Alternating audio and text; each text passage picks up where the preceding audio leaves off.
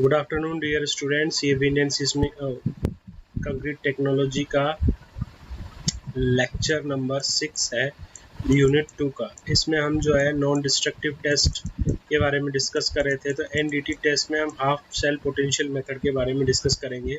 देखिए, half cell potential method generally use होता है स्टील में कोरोजन की प्रोबेबिलिटी को फाइंड आउट करने के लिए। ठीक है, तो स्टील जो है जनरली स्ट्रक्चर्स में यूज होता है एज ए डक्टाइल मटेरियल। जो स्टील का काम होता है वो टेंशन लेने का काम होता है। एक आरसीसी स्ट्रक्चर्स होते हैं जैसे बीम, कॉलम, स्लैब वगैरह। इनमें दो मेंबर्स होते हैं, एक तो कंक्रीट होता है, एक आपका स्टील होता है। तो स्टील जो होता है आपका वो डक्टाइल मटेरियल होता है जिसका काम होता है टेंशन लेना, और कंक्रीट एक ब्रिटल मटेरियल होता है जिसका काम होता है कंप्रेशन लेना। ठीक है, इन कंबाइंड को बोलते हैं हम आरसीसी स्ट्रक्चर्स। तो इसमें क्या होता है बेटा, स्टील की सबसे बड़ा ड्रॉबैक ये होता है कि इसमें कोरोजन के चांसेस सबसे ज़्यादा होते हैं, और कोरोजन के चांसेस की वजह से इसमें जो है फेलियर ऑफ चांसेस बढ़ जाते हैं स्टील के।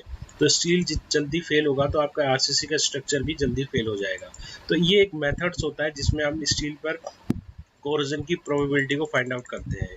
इसमें एक कॉपर सल्फेट की रोड होती है आपकी CuSO4 की, और एक आपका वोल्ट मीटर होता है। स्टील बार्स को आपके पॉजिटिव टर्मिनल के साथ कनेक्ट किया जाता है और नेगेटिव टर्मिनल के साथ इस कॉपर सल्फेट की बार को कनेक्ट किया जाता है। देन इसमें पोटेंशियल डिफरेंस देखा जाता है आपका। ये पोटेंशियल डिफरेंस शो करता है कंक्रीट स्टील में कोरोजन की पॉसिबिलिटीज को। ठीक है, इसमें हम आगे मैं आपको एक टेबल दिखाता हूँ। देखिए, उस टेबल से आपको क्लियर हो जाएगा किस तरह से ये टेस्ट के रिजल्ट डाटा इंटरप्रिटेट होते हैं। देखिए, अगर ये वोल्ट मीटर में पोटेंशियल डिफरेंस -0.200 वोल्ट आता है तो 90% प्रोबेबिलिटी होती है कि there is no corrosion in steel reinforcement. अगर ये आपका पोटेंशियल जो है इस रेंज में होता है तो आप चांसेस हो रहे हैं धीरे धीरे कोरोजन आने के पॉसिबिलिटीज। और मोर देन -0.0350 वोल्ट है तो 90% प्रोबेबिलिटी है कि अब उसको कोरोजन स्टील में हो जाएगा। और कोरोजन के आ जाने से रेनफोर्समेंट की लाइफ रिड्यूस हो जाएगी। लाइफ रिड्यूस होने से आपकी स्ट्रक्चर की ड्यूरेबिलिटी को इफेक्ट करता है। ठीक है, स्ट्रक्चर जल्दी फेल हो जाएगा आपका। ये आपका हाफ सेल पोटेंशियल होता है। एप्लीकेशंस, इस मेथड्स को generally durability of the reinforced concrete structure के लिए यूज में लिया जाता है, जो कि आपके क्वार्टर के कॉन्टेक्ट में आते हैं। Generally marine structure, bridge, deck, abutment, उनमें इस टेस्ट को जो है जनरली यूज में लिया जाता है। प्रिकॉशन में आपको स्टील ड्राइंग के बारे में पता होना चाहिए, इस टेस्ट की कंक्रीट एंड मिक्सचर्स के बारे में नॉलेज होनी चाहिए, अमाउंट ऑफ कवर की इंफॉर्मेशन होनी चाहिए, एंड क्वालिटी ऑफ कंक्रीट के बारे में आपको पता होना चाहिए। ठीक है, नेक्स्ट जो आपका मेथड आता है वो है आपका rebar method, rebar cover meter. देखिए, स्टील जो होता है आपका, ये कंक्रीट है। कंक्रीट पर जब आप लोड लगाएंगे तो इस तरह से इसका डिफॉर्मेशन होता है। ठीक है, इस तरह से कंक्रीट डिफॉर्म होगा। तो यहाँ पर एक न्यूट्रल एक्सिस होती है NA। इस न्यूट्रल एक्सिस से देखिए, अगर मैं इसको यहाँ पर बना देते एक बार, ये आपकी कोई कंक्रीट की बीम है, आरसीसी की बीम है। ठीक है, ये आरसीसी की बीम पर जब भी आप कोई ट्रांसवर्स लोड लगाते हैं तो ये इस तरह से डिफॉर्म होती है। ठीक है, इस बार में जब इस बीम में जब डिफॉर्मेशन आता है तो इसमें एक एक्सिस आती है, न्यूट्रल एक्सिस। इस न्यूट्रल एक्सिस पर आपके फाइबर अपनी ओरिजिनल पोजीशन पे रहते हैं, लेकिन ऊपर न्यूट्रल एक्सिस से अबो यहाँ पर इसमें कंप्रेशन आता है, और बिलो न्यूट्रल एक्सिस यहाँ पर टेंशन आता है। तो टेंशन में आपकी ये कंक्रीट वीक होती है। तो मैंने आपको बताया कंक्रीट एक ब्रिटल मटेरियल है जिसमें टेंशन में वीक होती है। तो यहाँ पर टेंशन में अपन जो है स्टील यूज करते हैं। तो स्टील यूज करते हैं तो स्टील के लिए एक मैंने आपको बताया सेंसिटिविटी होती है कि ये ओपन एनवायरनमेंट में एयर के साथ कांटेक्ट में आकर कोरोजन के लिए सेंसिटिव हो जाता है। तो इसलिए इसको कोरोजन से बचाने के लिए कवर दिया जाता है।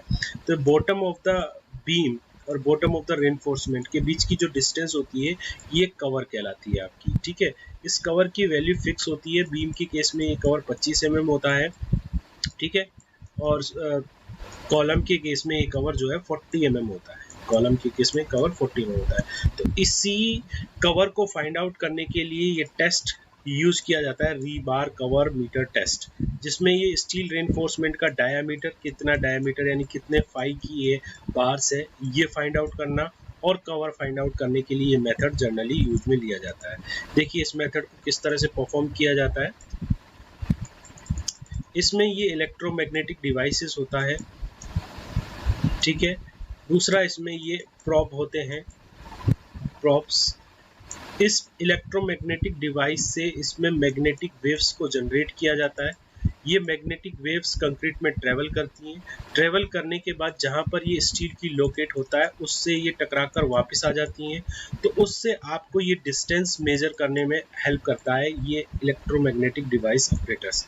यहाँ से आपको ये स्क्रीन पर शो हो जाता है कि कितनी डिस्टेंस पर इसमें ऑब्स्ट्रक्शन है। तो उस ऑब्स्ट्रक्शन को आप फाइंड आउट कर लेंगे, इट मीन्स कवर है। ठीक है, तो ये कवर की वैल्यू आपके पास फाइंड आउट हो जाएगी। दूसरा, इसमें अलग अलग प्रॉप्स यूज किए जाते हैं।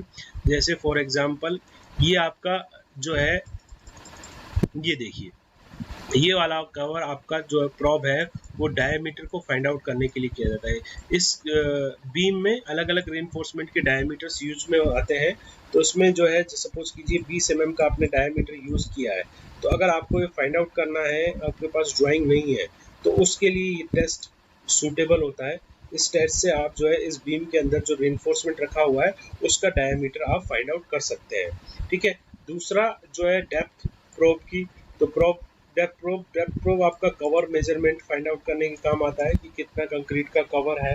ठीक है, तो उसके लिए ये टेस्ट किया जाता है। इस टेस्ट के कुछ एडवांटेजेस हैं, डिसएडवांटेजेस हैं। उनकी बात करें तो इसमें एडवांटेजेस टेस्ट की क्या है कि हाई एक्यूरेसी होती है, मॉइस्चर का और कंक्रीट के हेट्रोजीनियस मिक्सचर का कोई इफेक्ट नहीं आता, एनवायरनमेंट का कोई इफेक्ट नहीं आता, लो कॉस्ट होती है इस टेस्ट की। ठीक है। डिसएडवांटेजेस की बात करें तो लिमिटेड डिटेक्शन रेंज है, रेंज इसकी लिमिटेड होती है। Minimum bar spacing depends on the cover depth, तो अगर बार की स्पेसिंग मिनिमम रखनी है तो कवर डेप्थ पर डिपेंड करती है। तो ऐसा कभी डिज़ाइन में होता है कि कई बार हमें रिक्वायरमेंट से भी कम कवर रखना पड़ता है, वो जो है एक एक्सेप्शनल केस हो जाता है। ठीक है, उस केस में ये जो है टेस्ट सुटेबल नहीं है। ठीक है। Close spacing of the bar, bar की स्पेसिंग क्लोज होने पर आप जो है इसमें जो है आइडियली डेप्थ को फाइंड आउट नहीं कर सकते हो। ठीक है। या फिर डायमीटर ऑफ बार को फाइंड आउट करने में प्रॉब्लम आती है अगर बार आपकी इस तरह से क्लोज स्पेसिंग पर है। ठीक है, तो ये आपके दोनों मेथड्स हो गए।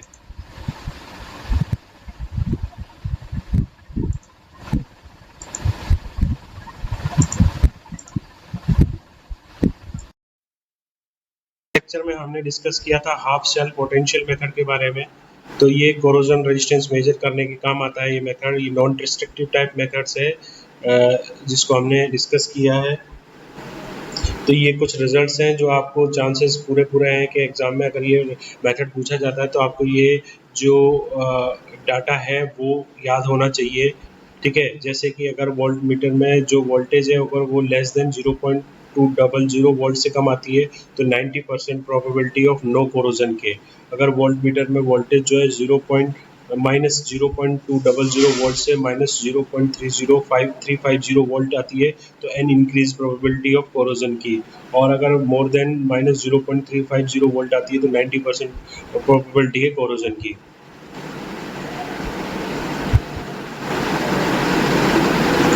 इसके अलावा ये फैक्टर्स थे जिसको हमने अच्छे से डिस्कस किया था। देन नेक्स्ट आता रीबार कवर मीटर मेथड। तो इसमें हमने कवर को मेजर करने के लिए बात की थी। कवर जो है मेनली कंक्रीट में काम आता है कोरोजन से बचाने के लिए, मॉइस्चर ट्रेवल को। जब हमने पढ़ा था कि बीम में जो कवर होता है वो आपका जनरली 25 mm लेते हैं।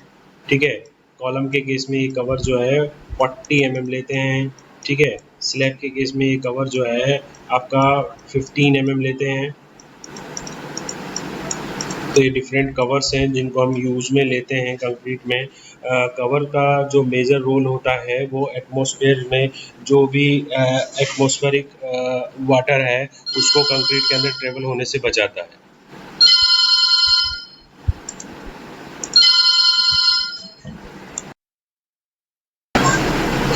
इसमें जो अपन प्रॉब यूज़ करते हैं वो डिफरेंट प्रॉब्स आपको दे रखी है। डायमीटर प्रॉब है जिसमें हम बार का डायमीटर पता कर सकते हैं। नॉन डिस्ट्रक्टिव टेस्ट है, मैंने आपको पहले भी बताया है कि इसमें आपको अगर बार का डायमीटर पता करना हो तो हम ये डायमीटर प्रॉब यूज़ करेंगे। अगर डेप्थ पता करनी हो, कवर पता करना हो तो अपन डेप्थ प्रॉब यूज़ करेंगे। ठीक है, तो ये जो सारे टेस्ट हम पढ़ रहे हैं ये सभी नॉन डिस्ट्रक्टिव टेस्ट है। इसमें जो सैंपल है वो डिस्ट्रॉय नहीं होता है हमारा। एग्जिस्टिंग स्ट्रक्चर पर आपको ये टेस्ट परफॉर्म करना हो तो आप इजीली परफॉर्म कर सकते हैं विदाउट डिस्ट्रॉइंग द सैंपल।